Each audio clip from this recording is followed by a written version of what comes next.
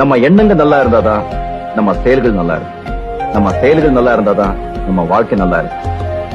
By being good, you never feel bad. By being bad, you never feel good. பிறப்புக்கும் இறப்புக்கும் இடப்பட்ட கொஞ்சம் நேரத்தை தான் வாழ்க்கைன்னு சொல்லுவாங்க.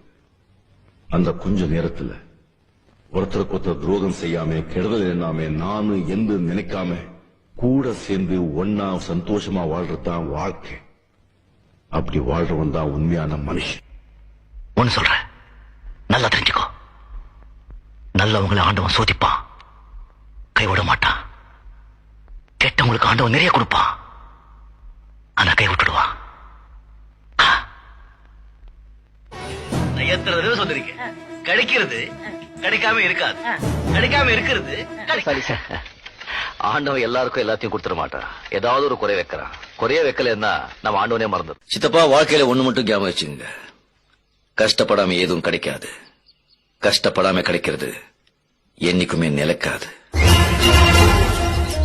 உலகத்திலேயே சிறந்த மருந்து எது தெரியுமா? எது? சாப்பாடு தான். அளவா சாப்பிட்டா மருந்து, அளவுக்கு மீறி சாப்பிட்டா ஆவிஷம்.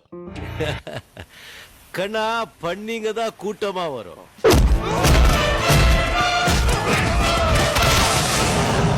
சிங்கம் சிங்கலா தான் வரும். நிம்மதிக்கும் சந்தோஷத்துக்கும் நிறைய வித்தியாசம் இருக்கு. சந்தோஷங்கிறது வந்துட்டு வந்துட்டு போறது, நிலையா நிக்காது. நிம்மதிங்கிறது நிலையா நிக்கும். நம்ம எந்த வேலை செய்யறோங்கிறது முக்கியம் இல்லைங்க, செய்யற வேலை மனசுக்கு பிடிச்சி செய்யறோமா அதான் முக்கியம். அரண்மனையில் இருந்ததா ராஜாவா?